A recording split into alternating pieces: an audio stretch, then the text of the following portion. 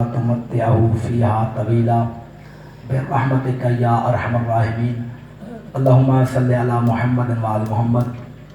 خداوند عالم سے ہماری التجا ہے کہ اے رب کائنات، اے خالق ارض و سماوات، اے واجب کی بلندیوں سے امکان کی پستیوں کا جائزہ لینے والے، رحم کر رحم، کرم کر کرم۔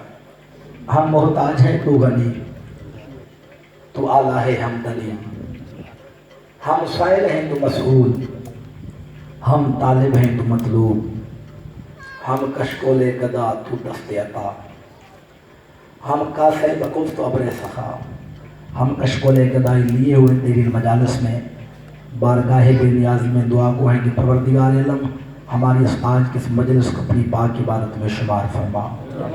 پروردگار عالم ہماری اس قلیل سی عبادت کو اپنی وسیع بارگاہ میں منظور و قبول فرما۔ پروردگار عالم حاضرین مجلس کو بلند آواز سے آمین کہنے کی توفیق عطا فرما۔ پروردگار عالم ان کی جو نیک دلی دعائیں اپنی پاک بارگاہ میں مستجاب فرما۔ تمام مومنین کا مجلس امام حسین میں چل کے اپنی پاک عبادت میں شمار فرما۔ پروردگار عالم جتنے ذاکرین نے پڑھائی ان کی پڑھائی، مجاہدین کی پڑھائی، اور جن صاحبان نے پڑھنا ہے ان کی پڑھائی اپنی پاک عبادت میں شمار فرما۔ بانی اشرح معروف غرام کی بلوکابہ سید اشفاق حسین شمسی صاحب کی توفیقات خیر میں اضافہ فرما، ان کے رزق روزی میں وسعت و برکت پیدا فرما۔ پروردگار عالم جتنے مومنین بے اولاد ہیں اولاد نرین عطا فرما۔ پروردگار عالم تجھے شہزادہ علی اصغر کی شہادت کے واسطہ قبلہ سید اقبال حسین شاہ صاحب کے ہاں فرزند عطا فرما، ایک علی اصغر کا نوکر عطا فرما، امام حسین کا ایک ماتمی عطا فرما۔ پروردگار عالم جتنے مومن مومنات بیمار ہیں صحت یابی عطا فرما۔ پروردگار کے سید سجاد کی ماری کا واسطہ جناب میر کرم حسین صاحب کی والدہ کو شفاء کلی عطا فرما۔ پروردگار عالم جتنے مومن بے گھر ہیں گھر عطا فرما، جتنے مومن بے روزگار ہیں روزگار عطا فرما، جتنے مومن تنگ دست ہیں دور فرما۔ پروردگار عالم جتنے مومن و مومنات اس جہان فن سے انتقال کر گئے ان کے درجات بلند فرما۔ پروردگار عالم ہماری سب سے پہلی اور آخری دعا ہے کہ ہمارے حقیقی وارث امام اسماعیل علیہ السلام کے ظہور میں تعجیل فرما۔ ہمیں اس قابل بنا کہ ہم اپنے آقا و مولا کی زیارت کا شرف حاصل کر سکیں، ہمیں اپنے آقا و مولا کا پکا سچا مخلص نوکر ہونے کی توفیق عطا فرما۔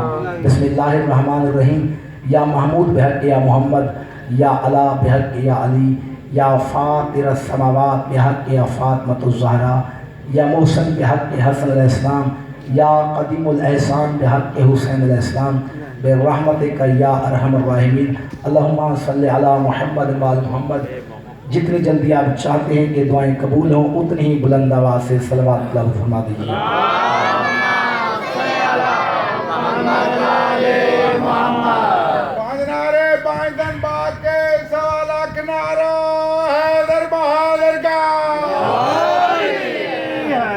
اعوذ باللہ السمیع العلیم من الشیطان اللعین الرجیم۔ بسم اللہ الرحمن الرحیم۔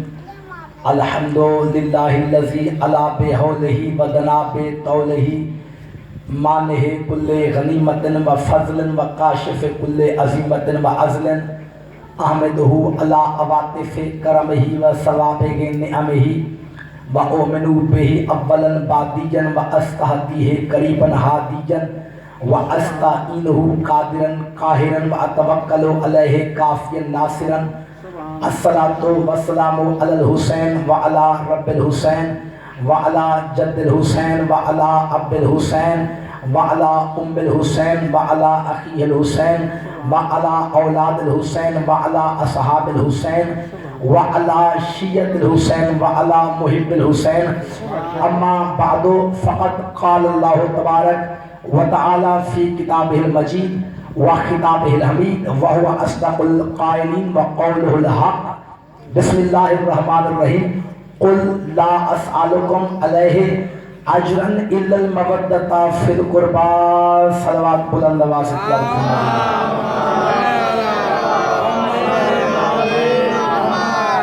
نعرہ تکبیر۔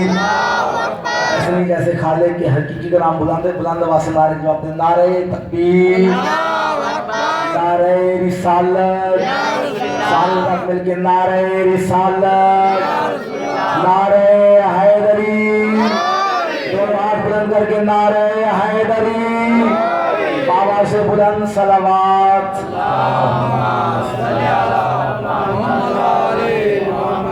درود کا پڑھنا عظیم عبادت ہے. احسان سمجھ کے نہیں, ایمان سمجھ کے, واجب سمجھ کے نہیں, اوجب سمجھ کے, زحمت سمجھ کے نہیں, رحمت سمجھ کے بلند آواز سے آل محمد پہ درود بھیجیے.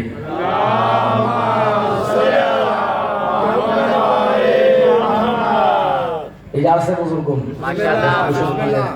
اپنی گفتگو کا آغاز 4 سطروں سے کرنا چاہ رہا ہوں. بڑا دکھ ہوتا ہے کہ جب جاہل کس کے انسان حسین کا مقابلہ عام بندے سے کرتے ہیں. میں کہتا ہوں جاہلو, اگر حسین کا مقابلہ کرنا ہے تو انبیاء سے کرو.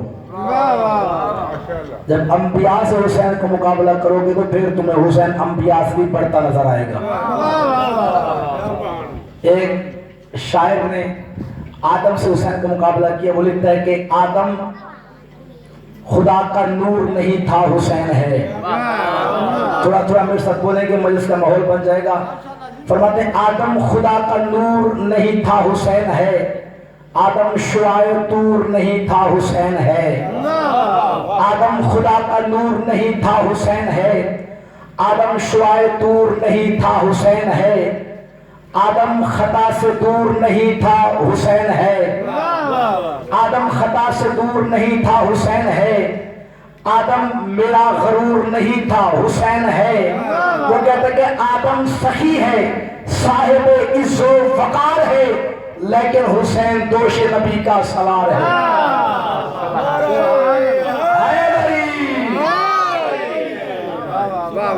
فرماتے کہ آدم کی ذات مرکز ایمان بھی نہیں, آدم کی ذات مرکز ایمان بھی نہیں. آدم کا نطق محور قرآن بھی نہیں. آدم کی ذات مرکز ایمان بھی نہیں. آدم کا نطق محور قرآن بھی نہیں. آدم خطا کرے کوئی نقصان بھی نہیں, شبیر میں خطا کا تو امکان بھی نہیں.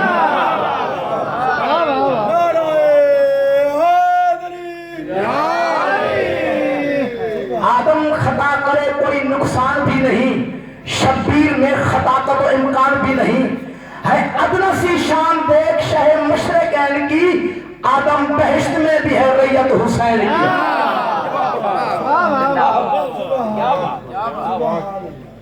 میرا دل چاہتا ہے کہ آج میں آپ کے سامنے ملک صاحب علمی, ادبی, نورانی, روحانی, ایمانی اور قرآنی گفتگو کروں. ملک اقرار صاحب, میرا دل چاہتا ہے کہ ایسی گفتگو کروں کہ ملک اقرار صاحب کو میری گفتگو سن کے قرار آ جائے. اور پھر یہ جب گفتگو سن لے تو ملک اقرار صاحب بھی اقرار کرے کہ واقعی آپ کی گفتگو سن کے قرار آ گیا ہے.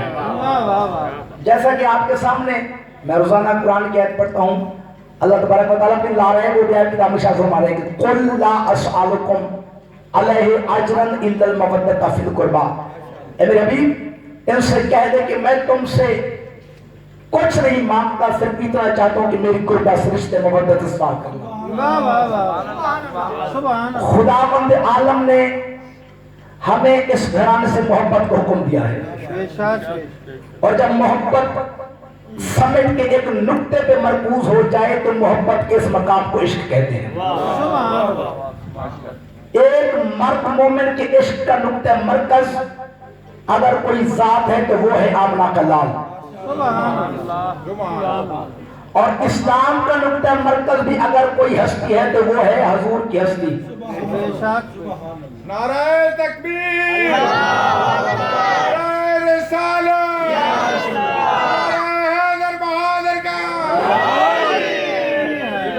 اچھا, یہ جو مسجد کی حد سے باہر بیٹھے ہیں, آپ کو نعرے آتے نہیں ہیں, ویسے آپ لگاتے نہیں ہیں.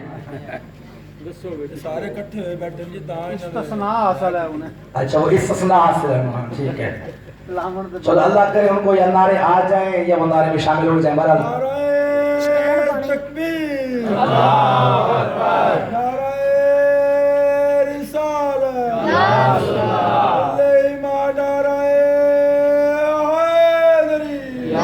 حیدری, صلوات.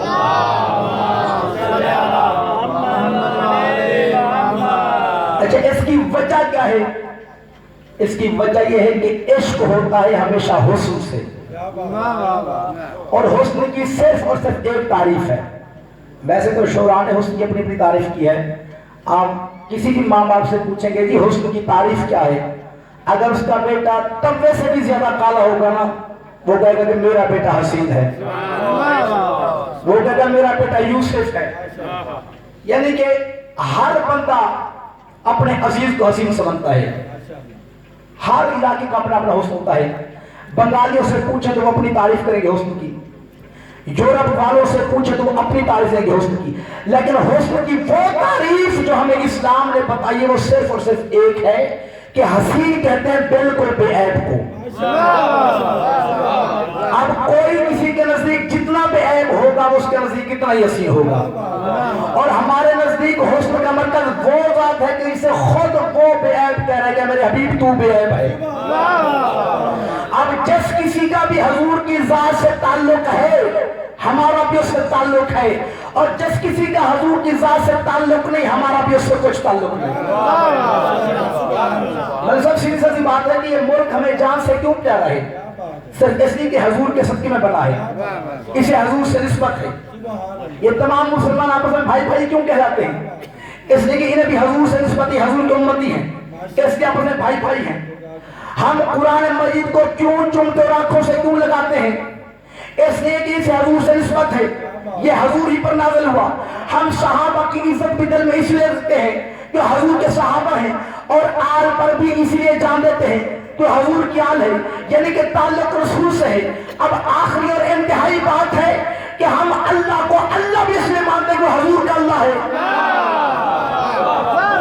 ورنہ ہمیں کیا پتا کہ وہ کیا ہے اور کون ہے. ذہن میں آتا نہیں، عقل میں سماتا نہیں، تخیل وہاں جاتا نہیں، ہمیں کیا پتا کہ وہ کیا ہے. یہ تو حضور کہتے ہیں کہ اللہ ہے، اور ہر جگہ تو ہم بھی مانتے ہیں. آپ میں سے کسی نے اللہ کو دیکھا ہے؟ کس کے کہنے پہ مانا؟ ہمیں دکھ ہے اس بات ہے کہ دنیا نے شان رسالت کو سمجھا ہی نہیں. کیونکہ اگر دنیا حضور کی ذات کو جان لیتی اور شان کو پہچان لیتی تو آج تو یہ فرقے بنتے نہ اتنے اختلافات ہوتے. یہ سارے فرقے، یہ سارے اختلاف پیدا اس لیے ہو کہ حضور کی ذات کو پہچانا نہیں. کیونکہ مطلب جس نے بھی رسول کو ان کی زندگی میں جیسا سمجھا وہ ویسوں کے بعد دکھنا چاہتا تھا. جس نے رسول کو عالم سمجھا وہ رسول کی جگہ پر کسی عالم کو دیکھنا چاہتا تھا. جس نے رسول کو ان پڑھ سمجھا وہ رسول کی جگہ پر کسی ان پڑھ کو دیکھنا چاہتا تھا. جس نے رسول کو اس وقت نبی سمجھا کہ جب آدم مٹی اور پانی میں خمیر ہو رہے تھے اور اس وقت بھی نبی تھے تو اس وقت بھی کسی ایسے کو دیکھنا چاہتے تھے. اور میں کہوں کہ جو اس وقت سے ولی تھا کہ جب آدم مٹی اور پانی میں خمیر ہو رہا تھا. دیکھیں حضور کی ذات کو پہچاننا ہی نہیں گیا. اگر حضور کی ذات کو پہچانا جاتا تو کسی کو بھی دعوی رسالت کرنے کا حق ہی نہیں تھا، کسی کو جرت ہی نہ ہوتی. کیونکہ لوگوں نے یہ کہتے کہ رسول امی ہیں، ان پڑھ ہیں. اب جس نے دعوی نبوت کیا اسے تو موقع مل گیا کہ چلو ان کا تو یہی مائنڈ ہے کہ رسول ان پڑھ ہے، میں تو چلو مڈل پاس ہوں. اور صرف مڈل پاس نہیں بلکہ بھلے زمانے پٹوار کے امتحان بھی پاس کیا ہوا ہے. اور کچھ دنوں پہلے میں فیس بک پہ دیکھ رہا تھا کہ کراچی کے بندے نے بھی کچھ دنوں بات ہے بحری اٹون میں کسی بندے نے نبوت کا دعویٰ کر دیا کہ میں نبی ہوں. بندوں نے پکڑ لیا، وہ دھلائی کی نبی صاحب کی کہ آدھی نبوت وہیں پہ نکال دی. پھر پولیس پہنچی، پھر پولیس پکڑ کے لے گئی. اب میں سب ذرا ان جھوٹے نبیوں کی ہسٹری پڑھے تو معلوم ہوتا ہے کہ سارے جھوٹے نبی بنے ہی اس لیے ہیں کہ حضور کی ذات کو پہچانا ہی نہیں گیا. اگر حضور کی ذات کو پہچانا جاتا تو یہ جھوٹے نبی بننے کا کسی کو حوصلہ ہی نہ ہوتا، کوئی نبوت کا جھوٹا دعویٰ کرتا ہی نہ. یہ جھوٹے نبی بنے ہی اس لیے کہ حضور کی ذات کو پہچانا نہیں گیا، ان کی شان کو جانا نہیں گیا. اب دیکھیں نا اللہ قرآن میں فرما رہے ہیں اے میرے حبیب کیا تجھے وہ وقت بھی یاد ہے وَإِذْ قَالَ رَبُّكَ لِلْمَلَائِكَةِ. اچھا علیہ صاحب عربی زبان میں گزرے ہوئے کلام کو وقت کو یاد دلایا جائے نا تو کلام کا آغاز وَإِذْ سے کرتے ہیں. اس لیے اللہ نے کہا وَإِذْ قَالَ لِلْمَلَائِكَةِ. تو اے میرے حبیب کیا وہ وقت بھی یاد ہے؟ میں مثال کے ساتھ دوں مثلا ابھی چند مہینے پہلے آپ کی اور میری ملاقات امام بارگاہ سجادیہ میں ہو جائے، اب اس کے 6 مہینے بعد بھی جب ہم ملیں گے تو میں آپ کو کیسے کہوں کہ ملک صاحب سلامت آپ کو یاد ہے کہ جب ہم دیپال کو امام بارگاہ سجادیہ میں ملے تھے، وہ دن آپ کو یاد ہوگا۔ اب قرآن پاک کی متعدد آیات کو دیکھ کر یہ محسوس ہوتا ہے کہ بڑی مدت کے بعد دو پچھلے ہوئے مل رہے ہیں۔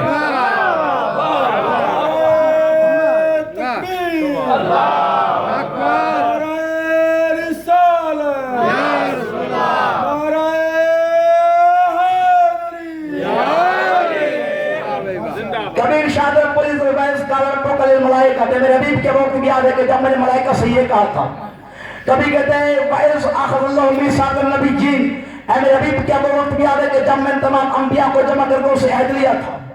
کبھی کہتے ہیں میرے حبیب کے وہ وقت بھی یاد ہے کہ جب کائنات میں کچھ بھی نہ تھا، عدم کی ظلمت فضائے مکان کو گھیرے ہوئی تھی، اطراف اپنے وجود کے شمال و جنوب اور مشرق و مغرب کے محتاج تھے، پہاڑوں کی بلندی فوقیت کی جویا تھی، آب دریا پستی کا متلاشی تھا، زمین بچھنے کے لیے پانی کی روانی تلاش کر رہی تھی، آسمان بلند ہونے کے لیے سورج طوفان کی دعوت کر رہا تھا، نہ بیل تھا نہ بوٹا تھا، سارا جان سنا سنا سا تھا، بلکہ تھا ہی نہیں، سورج تھا اس کی چمک تھی، چاند تھا اس کی دمک تھی، ستارے تھے ان کی جھلک تھی، ڈالے دنوں کی لچک تھی، پربو تھا اس کی چہک تھی، کلی دنوں اس کی مہک تھی، خوجے تھا اس کی چٹک تھی، کسی منافق کے دل میں ولایت علی کا خار تھا اس کی کھٹک تھی۔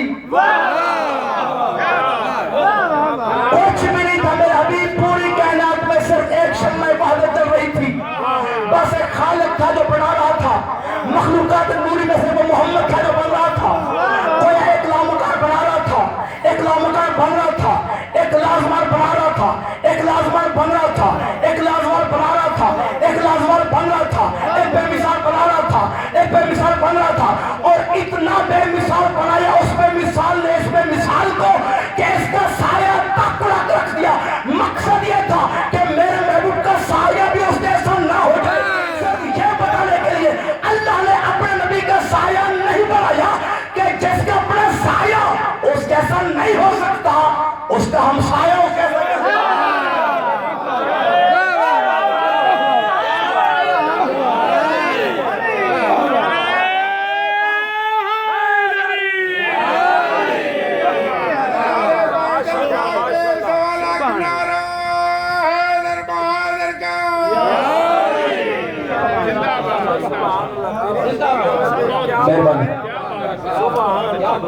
جس کا سایہ اس جیسا نہیں ہو سکتا،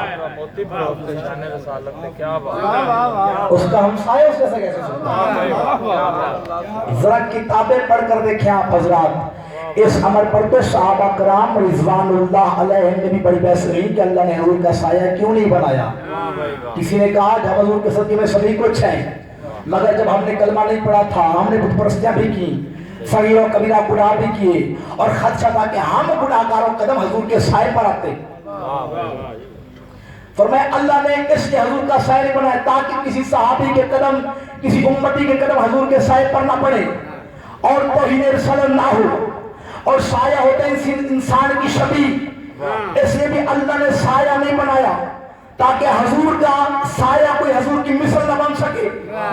اور میں کہوں کہ سایہ انسان سے آگے بھی چلتا ہے، جب سورج پیچھے کی جانب ہو پھر سایہ انسان سے آگے چلتا ہے، اس لیے بھی اللہ نے حضور کا سایہ نہیں بنایا کہ حضور سے آگے نہ بڑھے اور توہین رسالت نہ ہو۔ میں کہوں میری لاکھوں تقریریں حضرت عثمان کی اس تقریر پر قربان ہو جائے کہ اس جلیل قدر صحابی نے کم از کم شان رسالت کو سمجھا دی کہ اللہ نے حضور کا سایہ اس لیے نہیں بنایا تاکہ صحابہ کے قدم حضور کے سایہ پر نہ پڑے اور توہین رسالت نہ ہو۔ میں کہوں کہ میری لاکھوں تقریریں حضرت عثمان کی اس تقریر پر قربان ہو جائے کہ اس جلیل قدر صحابی نے کم از کم شان رسالت سمجھا دی کہ اللہ نے حضور کا سایہ اس لیے نہیں بنایا تاکہ صحابہ کرام حضور کے سائے پر نہ سکے۔ گویا صحابی نے صحابہ کرام اور آپ نے فرق سمجھا دیا کہ صحابی وہ ہے کہ جس کے قدم سایہ رسول پر بھی نہ پڑے، اور آل وہ ہے جس نے مہر نبوت پر کرا۔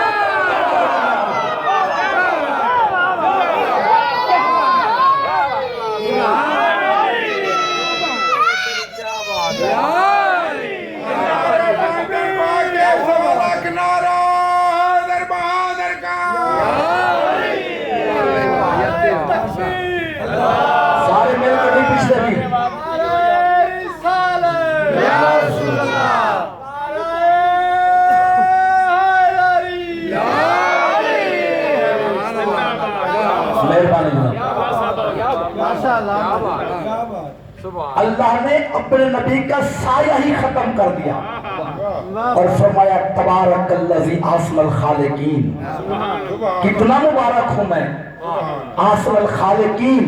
اور جب یہ تخلیق ہوگی تو پھر فرمایا میرے حبیب میں نے تجھے خلق کیا، میں نے تجھے تخلیق کیا، اور اس وقت تخلیق کے جب کائنات میں کچھ بھی نہ تھا، اور میرے حبیب میں نے ایسا تخلیق کیا، میں چونکہ لامکان تھا تجھے بھی لامکان بنایا، میں لازمان تھا تجھے بھی لازمان بنایا، میں لازوال تھا تجھے بھی لازوال بنایا، میں بے مثال تھا تجھے بے مثال بنایا، میں نور سماوات والعرش تھا تجھے بھی نور بنایا۔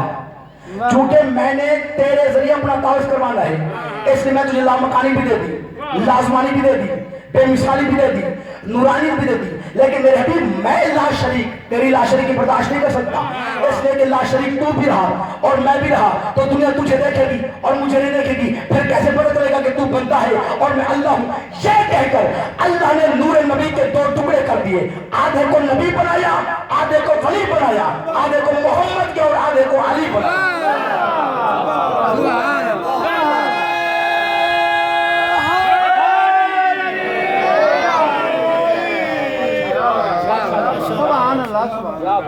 میرے رسول کو لا شریک نہیں بنایا، اس کا ایک شریک رکھا، کیونکہ اگر رسول کو بھی لا شریک بناتا تو پھر خدا کی لا شریکی خطرے میں جا رہی تھی۔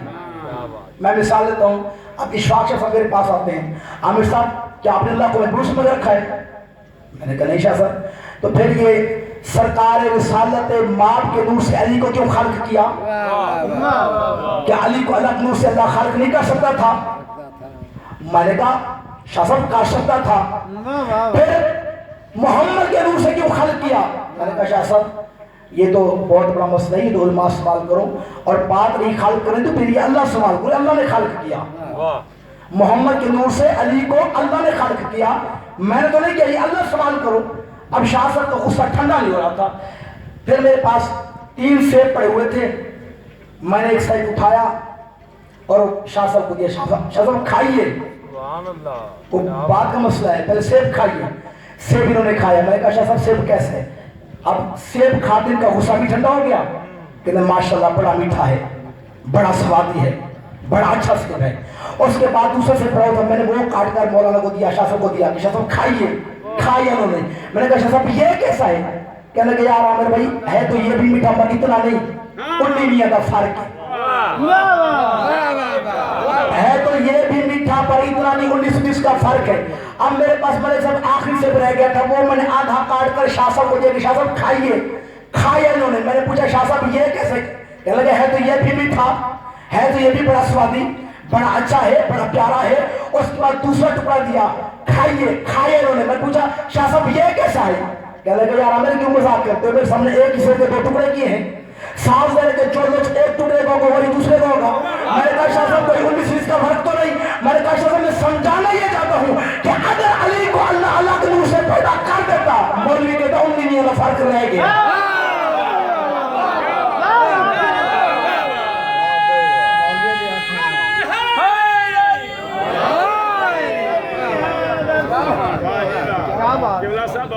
تو اس فرق کو ختم کرنے کے لیے سرکار رسالت کے نور سے علی مرتضیٰ خلق کیا، اور پھر اس نے فرما دیا کہ انا و علی من نور واحد، کہ میں اور علی ایک ہی نور سے ہیں۔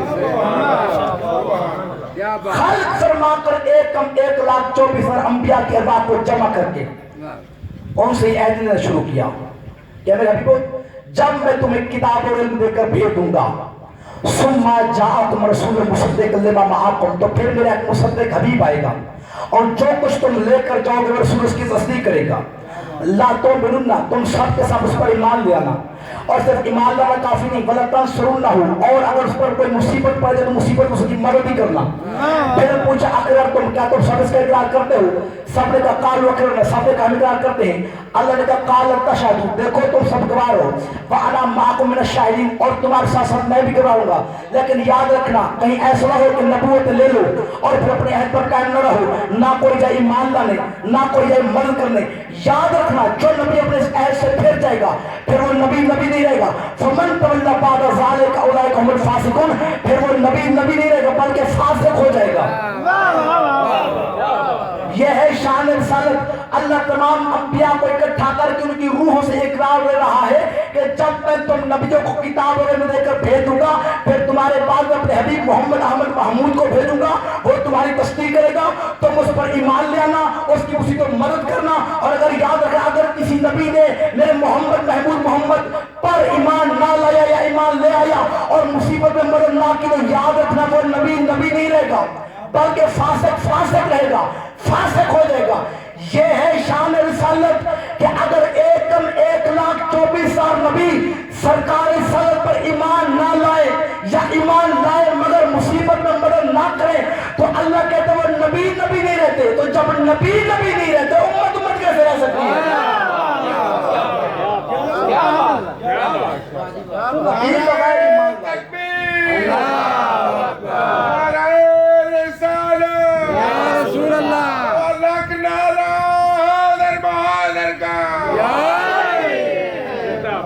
وَإِذْ أَخَذَ اللَّهُ مِيثَاقَ النَّبِيِّينَ, اے میرے بھی وہ وقت یاد ہے کہ میں نے جب تمام انبیاء کے بعد کو جمع کر کے ان سے عہد لیا تھا کہ جب میں تم نبیوں کو کتاب اور علم دے کر بھیج دوں گا تو پھر میرا ایک مصدق حبیب آئے گا اور جو کچھ تم لے کر جاؤ گے رسول اس کی تصدیق کرے گا. تم سب کے سب اس پر ایمان لے آنا, اور صرف ایمان لانا کافی نہیں, اگر اس پر کوئی مصیبت پڑ جائے تو مصیبت اس کی مدد بھی کرنا. پھر پوچھا اقرار تم کیا تم سب اس کا اقرار کرتے ہو؟ سب نے کہا ہم اقرار کرتے ہیں. اللہ نے کہا دیکھو تم سب گواہ رہو, وَأَنَا مَعَكُم مِّنَ الشَّاهِدِينَ, اور تمہارے ساتھ ساتھ میں بھی گواہ رہوں گا. لیکن ایسا نہ ہو کہ نبوتیں لے لو اور پھر اپنے عہد پر قائم نہ رہو. یاد رکھنا جو نبی اپنے عہد سے پھر جائے گا وہ نبی نہیں رہے گا. تو جب نبی نہیں رہے تو امت کیسے رہ سکتی ہے؟ اور جب بنا لیا تو پھر ایک نبی کو اس نے بھیجنا شروع کیا. سب سے پہلے حضرت آدم آئے, مسجد ملائکہ جنت کی سیر کرتے رہے اور دنیا میں آ کر تلاش شروع کر دی کہ کہیں اللہ کا بھی مل جائے تو ایمان لے آؤں اور اللہ سے کیا گیا وعدہ پورا ہو جائے. مبادہ کے نبوت جاتی رہے. میں کہتا ہوں کہ مکہ کی وادی, جدہ کا ساحل, سرابیب کی پہاڑیاں چھان ماری, حتیٰ کہ انتظار کرتے کرتے آدم عالم بالغ روانہ ہو گئے. حضرت محمد نہ آئے, پھر نوح تشریف لائے. دل میں تلاش کرتے رہے, ڈھونڈتے رہے. دل میں خیال آیا کہ کہیں آدم کے 2 بیٹوں کی خون سے زمین داغدار ہو چکی ہے اور نجس پلک چکا ہے, شاید مقدس ان کے قدم اس زمین پر نہ آ رہے ہو. تنور سے پانی ڈلوا دیا. ایسا طوفان آیا جس کی گہرائی کو سورج کی کرنیں بھی نہیں ماپ سکتی تھی. انتظار کرتے کرتے چلے گئے, تلاش کرتے رہے, انتظار کرتے کرتے چلے گئے. حضرت محمد ان کے عہد میں بھی نہ آئے. پھر نور کے بعد ابراہیم آئے. اس دنیا کو گل ناری گل دستے سے سجا دیا تاکہ کوئی گل دستہ ہی پسند آ جائے اور سرکار تشریف لے اور میں ایمان لاؤں اور اللہ سے کیا گیا وعدہ پورا ہو جائے. مگر ابراہیم انتظار کرتے کرتے چلے گئے. حضرت محمد کو نہ آنا تھا نہ آئے. پھر حضرت موسیٰ تشریف لائے. انتظار کرتے رہے, تلاش کرتے رہے. ایک ہاتھ میں یتی بیضا کی بیٹری, دوسرے ہاتھ میں عصا, خشکی پر تلاش کرتے رہے. اور جب محمد خشکی پر نہ ملے تو آسمان پر تلاش کرتے رہے, آسمان پر نہ ملے تو سمندر میں تلاش کرتے رہے. اور جب محمد نہ ملے تو موسیٰ رخصت ہو گئے. انتظار کرتے کرتے رخصت ہو گئے. پھر موسیٰ کے بعد عیسیٰ تشریف لائے اور اتنی جلدی آئے کہ باپ کا بھی انتظار نہ کیا. دیدار محمد کے لیے ملک صاحب اتنی جلدی آئے کہ اپنے بابا کا بھی انتظار نہ کیا اور آ کر زمین پہ آ کر تلاش شروع کرتے رہے. تلاش کرتے رہے, محمد زمینوں پر نہ ملے تو پھر آسمانوں پر تلاش کرنے کے لیے چلے گئے اور میرے ساتھ اتنی جلدی روانہ ہوئے کہ موت کا بھی انتظار نہ کیا. اور اب میں گفتگو کو مزید طول نہیں دے سکتا, اتنا وقت میرے پاس ہے نہیں. بس میرے شیعہ سنی بھائیوں آپ سے گزارش ہے, جیسے اللہ نے نبیوں سے بھی ایک غیب کا انتظار کرائے رکھا اور نبیوں کی سنت بن گئی وہ تمام عمر ایک غیب کا انتظار کرتے رہے. اب اگر کوئی غیب کا انتظار نہیں کر رہا تو نبیوں کی سنت پر عمل نہیں کر رہا. انبیاء کے پہلی امت اور ہمیں پچھلی امت, انبیاء کے پہلی امت اور ہمیں پچھلی امت, اس لیے اللہ نے دونوں امتوں کو محمد کا انتظار کروایا. بس فرق یہ رکھا, پہلی امت کو محمد عربی کا انتظار کروایا اور اس امت کو محمد مہدی کا انتظار.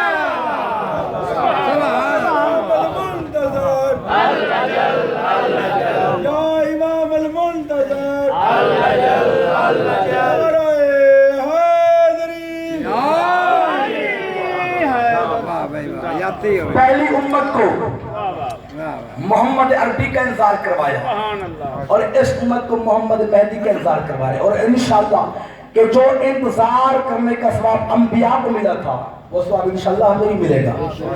اب یہاں بعض وقت کچھ لوگ پوچھتے ہیں کہ وہ جو اتنی دیر سے غائب ہیں ان کی غیبت کی سمجھ نہیں آتی. تو بھائی اگر امام غیب کی غیبت کو سمجھنا ہے تو ذرا مطالعہ کیا کریں آپ. رسول نے امام غیب کی کوئی صفات بتائیں, ذرا وہ صفتیں پڑھ لیں, غیبت سمجھ آ جائے گی. کون ہے تمہارا بڑا امام؟ فرماتے ہیں صاحب دعوت نبویہ, یہ وہ ہے کہ جس کی دعوت نبی جیسی ہے. بصولت الحیدریہ, اس کا حملہ حیدر جیسا ہے. وعصمت الفاطمیہ, اس کی عصمت فاطمہ جیسی ہے. وحلم الحسنیہ, حسن جیسا اس کا حلم ہے. وشجاعت الحسینیہ, حسین جیسا اس کی شجاعت ہے.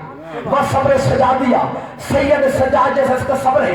ومعاصر الباقریہ, وآثار الجعفریہ, وعلوم الکاظمیہ, ان تمام ائمہ جیسے ان کے آثار ہیں, علوم محاسن ہیں.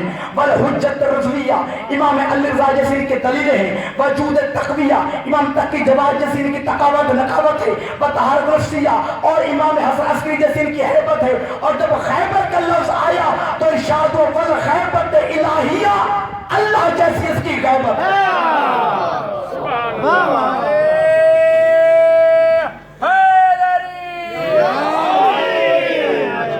اب اس میں پریشان ہونے کی ضرورت بات ہی نہیں ہے کہ جیسے اللہ غیب ہے ویسے اس کے نمائندہ غیب ہے.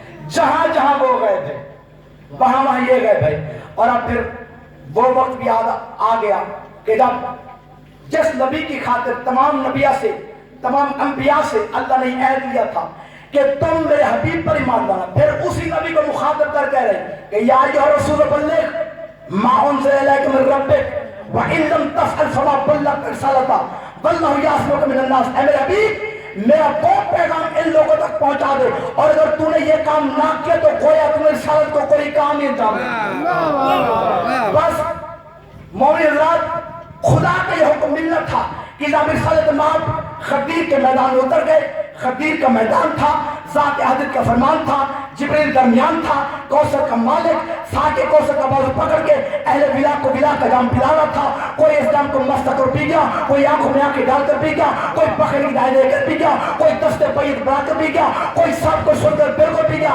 عزیزان محترم, خدیر کے میدان میں اس قدر گرمی تھی کہ حاجی نے پاؤں میں کپڑے میں رکھے تھے کہ کہیں گرم سے پاؤں میں چھالے نہ پڑنے پائے. وہی کے چھڑکاؤں نے زمین ٹھنڈی کی. تکمیل دین کے فرش پر اتمام میں نعمت کی مسل لگائی گئی. کچاور سمجھ کے منبر کی شکل اختیار کی. صدر بزم نبوت کا اور خطبہ خانی کی. خطبہ خانی کے بعد پوچھا کیا میں تمہارا مولا نہیں ہوں؟ سب نے کہا ہمارے مولا. اندر والوں نے کہا ہمارے مولا. باغوں نے کہا ہمارے مولا. غاروں نے کہا ہمارے مولا. گوروں نے کہا ہمارے مولا. کالوں نے کہا ہمارے مولا. سزوں نے کہا ہمارے مولا. سالوں نے کہا ہمارے مولا. جب آگ پر زبانیں تھی ہمارے مولا ہمارے مولا ہمارے مولا. اس وقت علی مرزا کو اپنے پاس بلا کے علی کا پاس بلند کر کے فرمایا مالک تو مولا فہذا علی مولا. سن لو, جس کا میں مولا اس کا یہ علی مولا.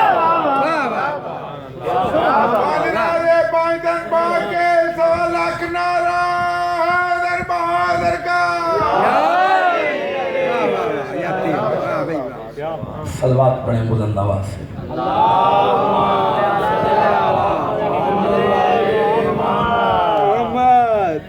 بس فضائل اتنا کافی. ویسے گلا بھی ٹھیک نہیں ہے اور آپ ماشاءاللہ تھکے ہوئے ہیں. عزت جو